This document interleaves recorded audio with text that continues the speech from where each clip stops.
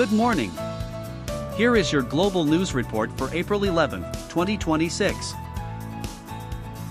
The global geopolitical landscape is currently dominated by the conflict stemming from the US-Israeli attack on Iran, with a 2-week ceasefire agreed upon and negotiations underway in Pakistan.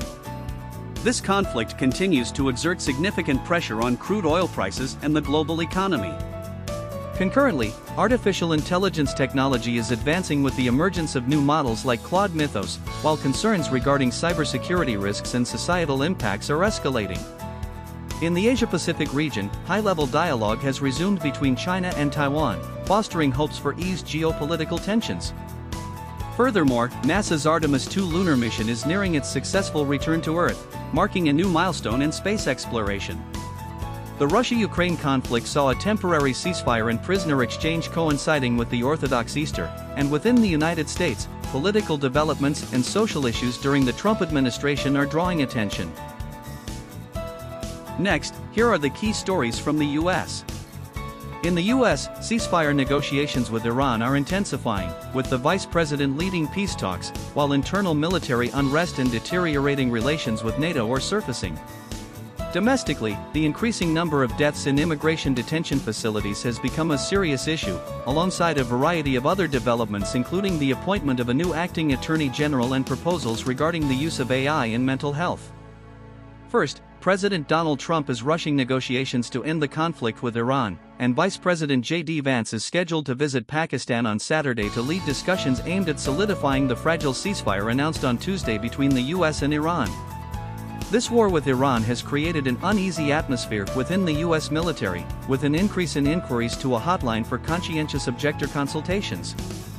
Furthermore, President Trump has expressed dissatisfaction with NATO members, citing insufficient support for Iran, and has alluded to the possibility of withdrawing from the alliance.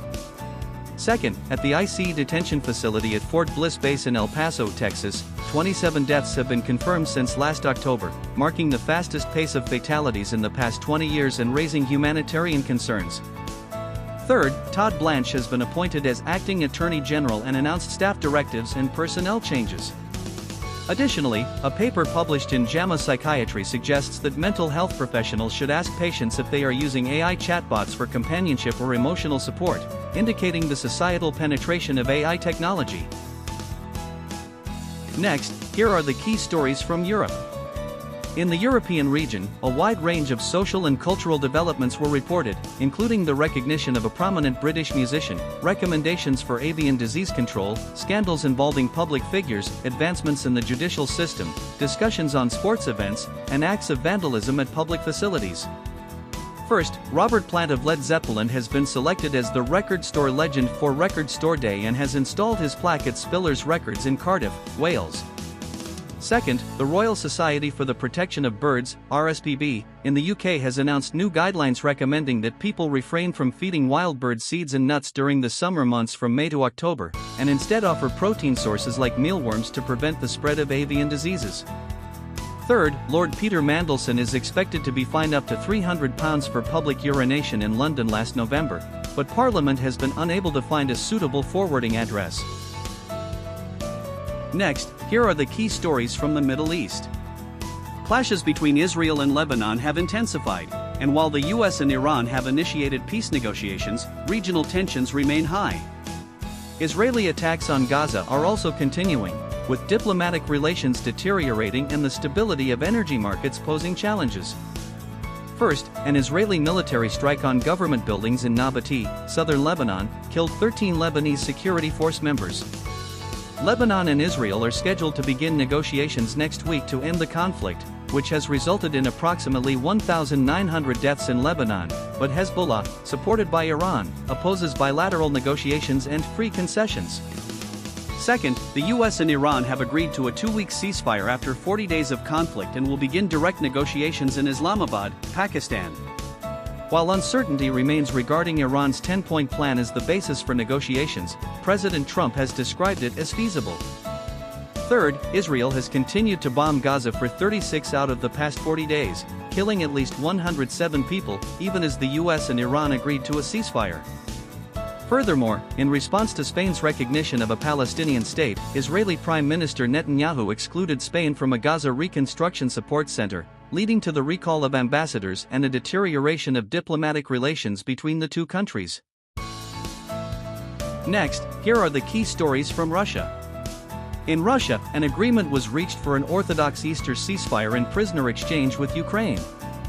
Domestically, a former deputy defense minister was convicted of corruption, and there were various incidents including civilian casualties from a Ukrainian drone attack in the Volgograd region.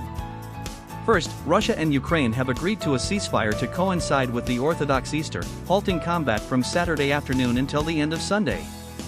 A prisoner exchange is also planned for Easter Eve.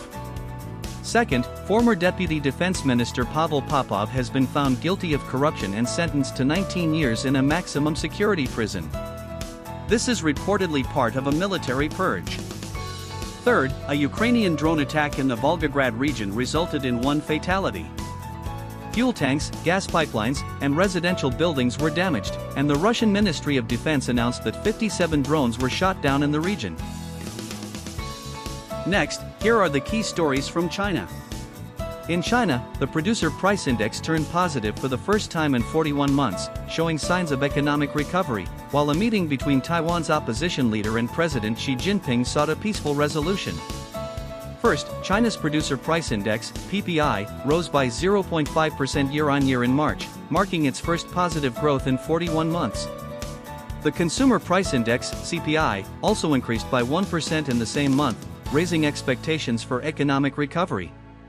Second, Zhang Liwen, leader of Taiwan's opposition party the Kuomintang, met with President Xi Jinping for the first time in 9 years, appealing for peaceful resolution and the establishment of cooperation and dialogue mechanisms across the Taiwan Strait.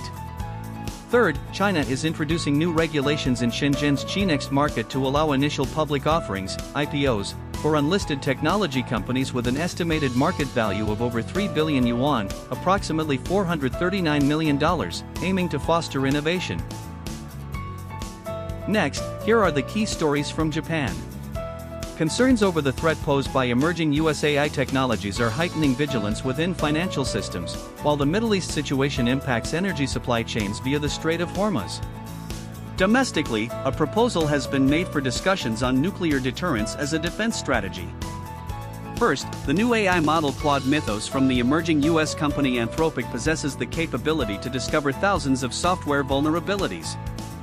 In response to the potential for these to be exploited in cyber attacks, the US Treasury Department held an emergency meeting with CEOs of major US banks. Second, energy transport vessel traffic through the Strait of Hormuz remains at just over 10% of normal levels even after the ceasefire agreement. Shotaro Tamura, president of Mitsui O.S.K. Lines, pointed out the necessity of rebuilding resource and energy procurement networks. Third, former Chief of Staff of the Joint Staff Katsutoshi Kawano has proposed that Japan should engage in a national discussion on self-nuclear deterrence, considering its proximity to nuclear-armed nations, rather than rigidly adhering to the three non-nuclear principles. Next, here are the key stories from Asia and Oceania. In the Asia-Oceania region, fragile ceasefire and diplomatic efforts between Iran and the US are intensifying, with negotiations commencing in Pakistan. Amidst the impact of this, a slowdown in earnings for Indian companies is predicted, while Singapore and Australia are promoting an agreement on economic resilience. First, Iran and the US have agreed to a 2-week ceasefire, mediated by Pakistan and with Chinese involvement, and will begin their first face-to-face talks in Islamabad on Friday. Iran's proposal to collect transit fees in the Strait of Hormuz for reconstruction funds is expected to be a major point of contention in the discussions. Second, the net profit for the fourth quarter of fiscal year 2026 for India's top 50 companies, Nifty 50, is projected to slow to a growth of 0.6% to 6% compared to the previous year, due to the price effects of the Iran-US war. Third, Singapore and Australia have agreed to accelerate negotiations on legally binding protocols concerning economic resilience and the supply of essential goods, including energy, under their free trade agreement. Next, here are the key stories from South America. Argentina has passed a glacier law reform to promote mining development, and Venezuela is also opening its mining sector to private investment, indicating active moves towards economic revitalization in the South American region. Meanwhile, inflation is accelerating in Brazil. First, the Argentine Chamber of Deputies passed the Glacier Law reform bill promoted by the Milei administration, opening up parts of the Andes Mountains, previously protected, to mining development. The vote was 137 in favor, 111 against, and 3 abstentions.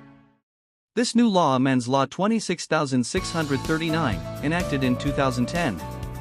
Second, Venezuela's National Assembly unanimously approved a new 131-article organic mining law, which allows private and foreign investment in the mining sector. This repeals the mining law that had been in effect since 1999. Third, Brazil's annual inflation rate in March accelerated to 4.14% from 3.81% in the previous month, according to the Brazilian Institute of Geography and Statistics, IBGE. Rising fuel and food prices are the main contributing factors. That concludes today's Global News Report. Have a great day. Thank you for watching.